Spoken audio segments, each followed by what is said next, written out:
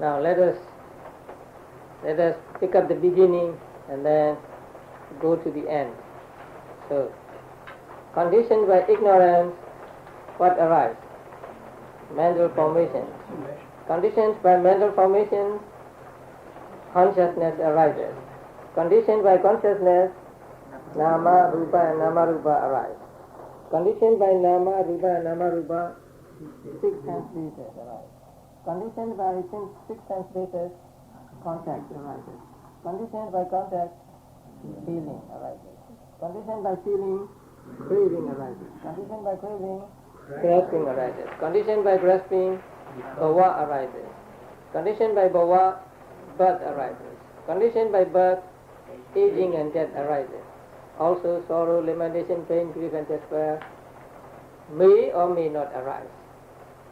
Because if you are reborn as a Brahma, no sorrow, no lamentation, no pain, no grief, no despair. They belong to the human being. If you are a human being, you cry, you are sorry, you lament. But when you become a Brahma, no sorrow, no lamentation. So they are not the inevitable results of birth. The inevitable result of birth are aging and death that you cannot escape. Whether you are reborn as a Brahma or a Deva or whatever, there will be aging and there will be death. But there may not be sorrow, lamentation and so on. But if you are a human being, I don't think you can avoid having sorrow, lamentation and so on. So this is the wheel of life, and so we should see it as something going round and round and round, and not just like as a chain. Now, what do you think are the benefits of understanding dependent origination?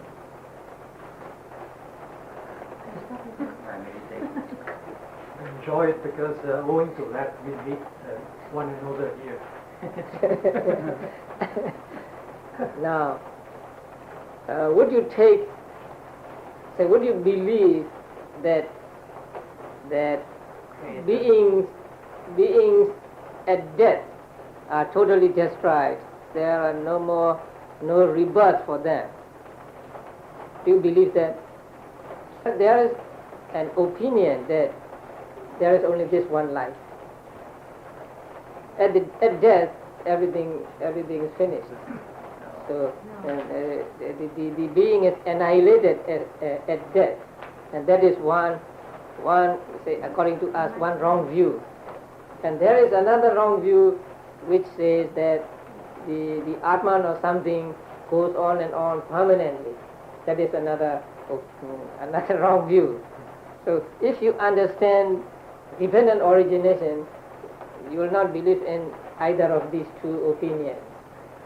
Because according to the dependent origination, you know that one thing leads to another, one thing leads to another, and it will go on and on and on until you become an arahant and cut off this wheel. Otherwise, you will go on and on and on. So you will not believe in the annihilationist view. And then you will not believe in something permanent here, because everything is conditioned, and whatever is conditioned is not permanent. Because when there are conditions, it arises and it exists. When there are no conditions, it must also disappear, right? So you do not believe in permanency of the beings or soul or whatever. Now, there is a belief or teaching that you are created by God or created by Brahma. According to this, could you believe that? Because there is no creator, but just one condition, say, giving rise to another one, and that one giving rise to another, and so it goes on and on and on. So there is no creator or no maker of being. That also you understand when you study dependent origination. Then,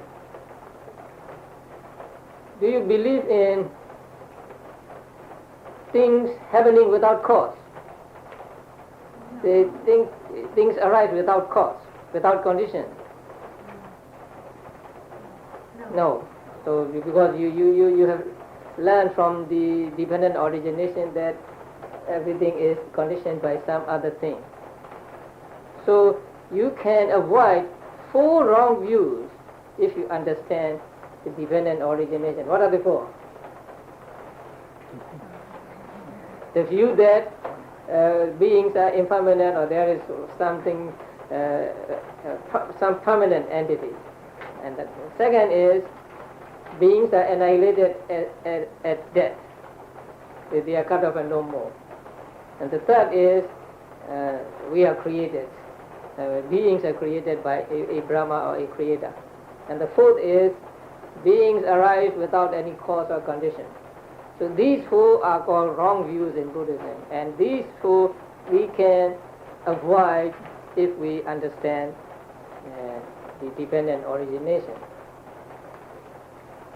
And that is not all. Actually, there are many more to be understood with regard to the dependent origination. Now, I want to tell you one more thing. It's past 10 o'clock now. That is, do not think that these links are cause and effect that must belong to different times. For example, number 1 and number 2, ignorance and mental formation. Now, when people study or read dependent origination, they got the impression that one must be the cause of another. Number 1 is the cause of number 2, number 2 is the cause of number 3. Cause means productive cause. Number 3 is the cause of number 4 and so on. But that is not so. Some are, say, cause of other things, but many are just supporting conditions, not causes, not producers. Now the second one, sankhara. Mental formations produce rebirth consciousness, so that is producing. But rebirth consciousness and nama-rupa, right? Consciousness does not produce nama-rupa, but it helps them to exist. It supports them to exist. So some relationships are not as producing cause and effect, but just as helping each other, supporting each other, to supportive conditions. So that you must understand. And in order to understand fully all the relationships, then you have to understand the Patthana, the 7th book of Abhidhamma, the 24 modes of causal relations. And in the Visuddhimagga, the dependent origination is also explained with reference to these conditions. And many authors did not even touch upon these 24 modes of relationships when they wrote on dependent origination. The only book I am aware of where the Patthana is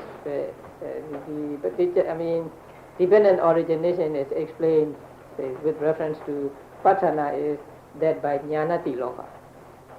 You can read that in his book called Buddhist Dictionary, and also his separate booklet on dependent origination. So he was, as far as I know, he was the only modern author who explained dependent origination with reference to the 24 modes of relationship. And if you want to go to the origin, then you read Visuddhimagga. Now please read the last sentence. Thus, there is the arising of this whole mass of suffering. Now please do not think that Buddha gave us only the arising of this whole mass of suffering. Buddha also taught the cessation of this whole mass of suffering. And when I say Buddha or Bodhisattva contemplated on dependent origination, in due order and in reverse order. So by reverse order, I mean not from the end to the beginning, but reverse order means the cessation. So reverse order goes like this. Due to the remainderless cessation of ignorance, there is the cessation of mental formation. Due to the remainderless cessation of mental formations, there is cessation of consciousness, and so on and so on. So Buddha not only taught the arising of this mass of suffering, but he also taught the cessation of the whole mass of suffering. Because if he taught only the arising of suffering, we would be very depressed. Only there is only suffering. But he also taught the cessation of suffering. Actually, the way that leads to the cessation of suffering, and that is all you know. What that is, you all know, right? The way to the cessation of suffering. What is that? Eightfold path. And what is eightfold path? Right understanding. Right understanding, and so on. And when you what do you do in order to have these factors of eightfold path in you? What do you do? Meditation. Practice meditation. So Buddha gave us the practice of meditation that surely leads to the cessation of this whole mass of suffering. Okay, thank you.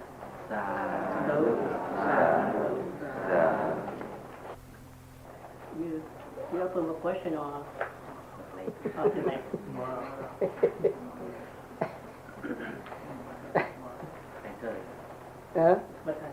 I think it's too late now.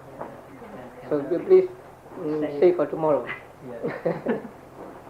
And tomorrow, I think I'll explain the chart you brought from Malaysia, the 31 planes of existence, as part of the course of informed Buddhists. No, not this. The other one. You have a dependent origin. This is dependent origination. Where did you get this? It's the same place. Same place. Same place? Ambient. Oh. Sayadananda. Dhamma. Oh. He intends to send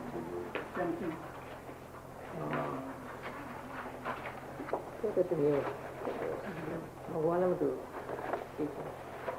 That the 7 factors of enlightenment. This is also among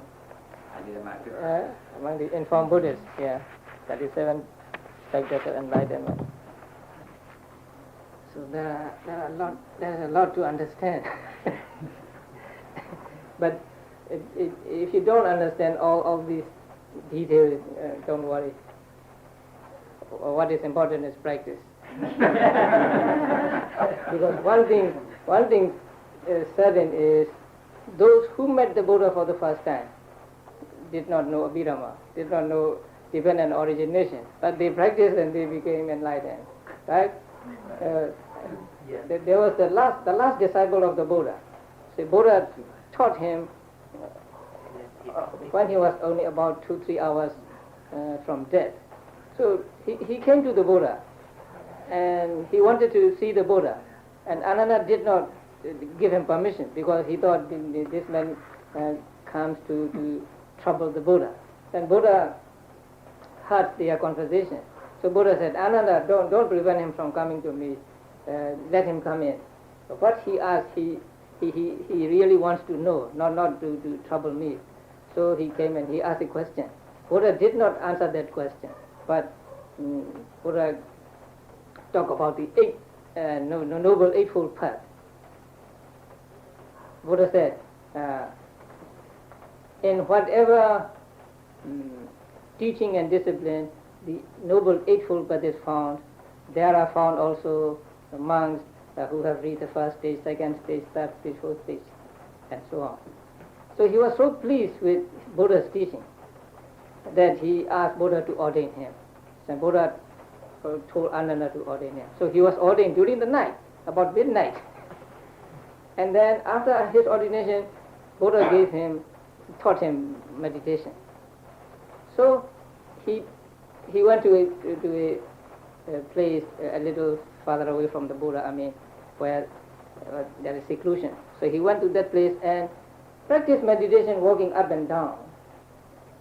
And then he became an arahant before Buddha died.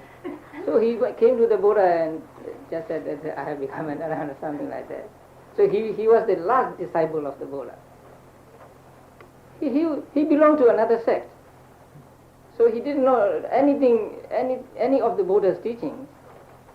And there was no time to learn Abhidhamma or Paticca or whatever. So he just, with confidence, he just followed the Buddha's instructions and practiced meditation. And he became a arahant. So if you don't know all these the details and intricacies, don't be disappointed. What is important is practice. Is this for me or for you? For you. Oh, very good. This also? Yes. So later on I'll explain this just to you. So tomorrow, 31 planes of existence. Okay then. So have a good night's sleep.